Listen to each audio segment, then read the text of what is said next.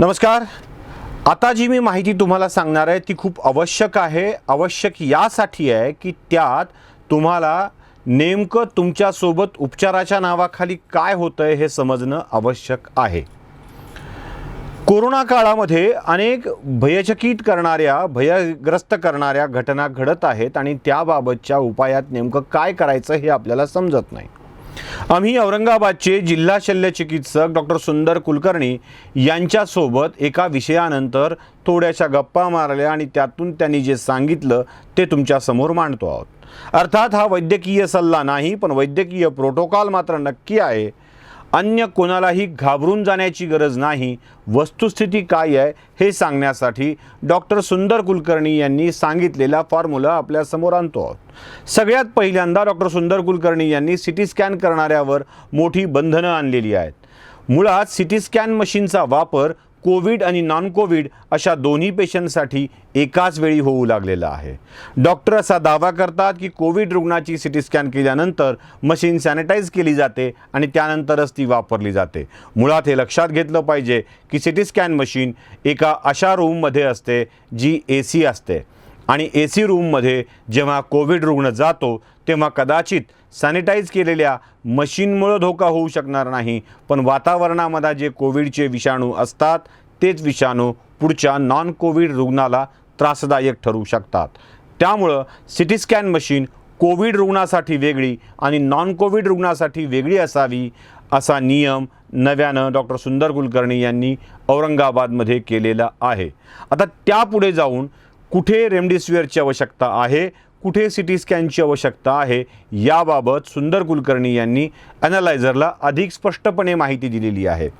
ते म्हणतात की सिटी स्कॅन हा आजकाल सरधोपट पद्धत झालेली आहे। रुग्ण झाला की सिटी स्कॅन करायचं, त्याला वाटलं की सिटी स्कॅन करायचं अशी पद्धत टाळलेली बरी राहील, कारण या अशा रेजचा सातत्यानं शरीरावर दुष्परिणाम होत असतो।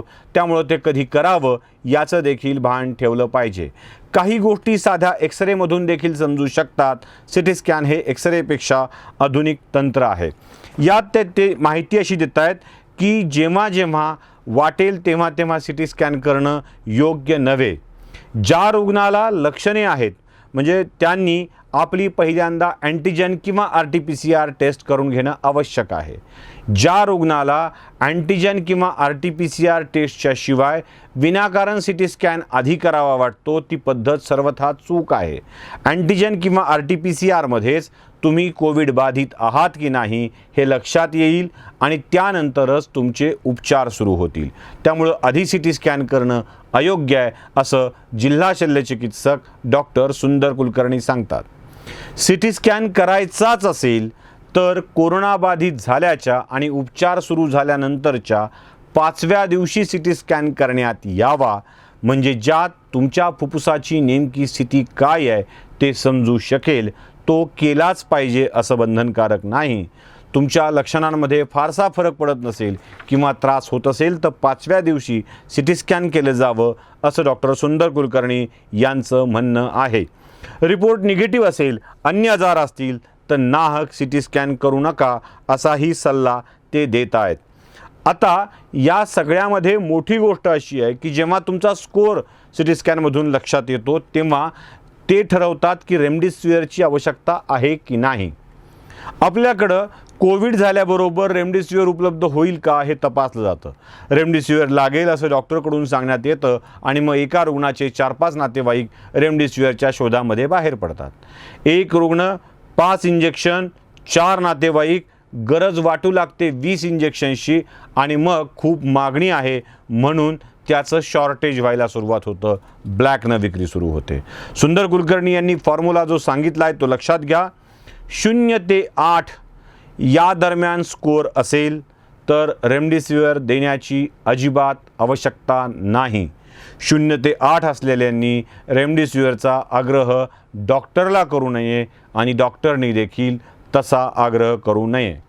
ज्यांचा स्कोअर 9 ते 16 आहे आणि ज्यांना अन्य व्याधी आहेत जसं मधुमेह, रक्तदाब किंवा अन्य कुठल्या व्याधी आहेत त्यांनी रेमडेसिवीर घ्यावं।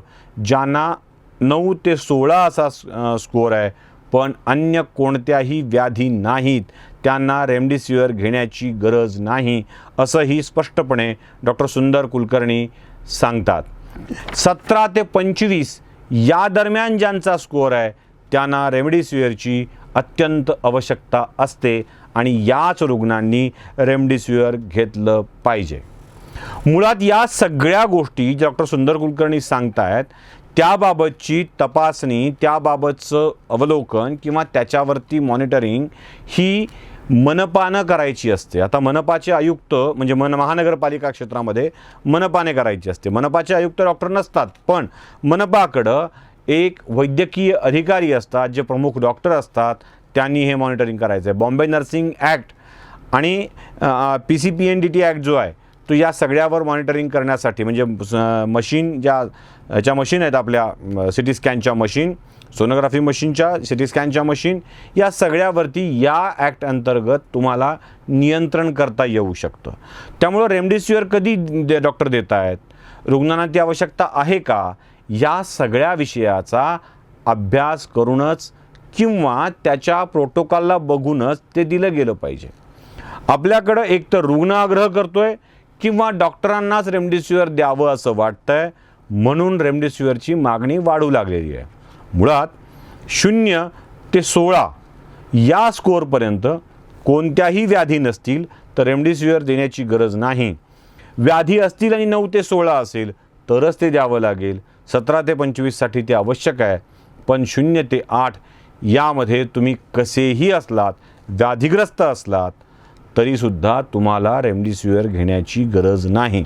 आणि सगळ्यात मोठा मुद्दा जो आपापल्या शहरात तसा होतोय का हे तपासा, ते म्हणजे कोविड आणि नॉन कोविडसाठीच्या सिटी स्कॅन मशीन वेगवेगळ्या आहेत का, कारण एकाच वेळी त्याच मशीनवर दोन्ही रुग्णांची तपासणी होत असेल तर हे मात्र वातावरणातील विषाणू नॉन कोविड रुग्णाला देखील कोविड रुग्णांमध्ये कन्वर्ट करू शकतात. एवढ्या गोष्टीची काळजी आपल्या शहरात घेतली जाते आहे का हे आपण देखील बघणं आवश्यक आहे. उपचार डॉक्टर करत असतात. उपचारासंबंधी कृपया डॉक्टरला सल्ला देऊ नका, डॉक्टरांना आग्रह करू नका, कारण असा आग्रह आपल्या टंचाईला वेगवेगळ्या विषयाच्या कारणीभूत ठरतो आहे.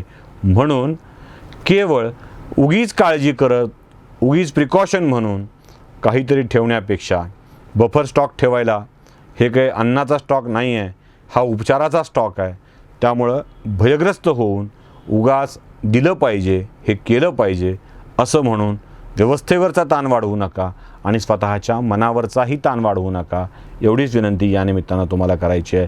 डॉक्टर सुंदर कुलकर्णी यांची ही माहिती रुग्णांसाठी उपयुक्तच आहे.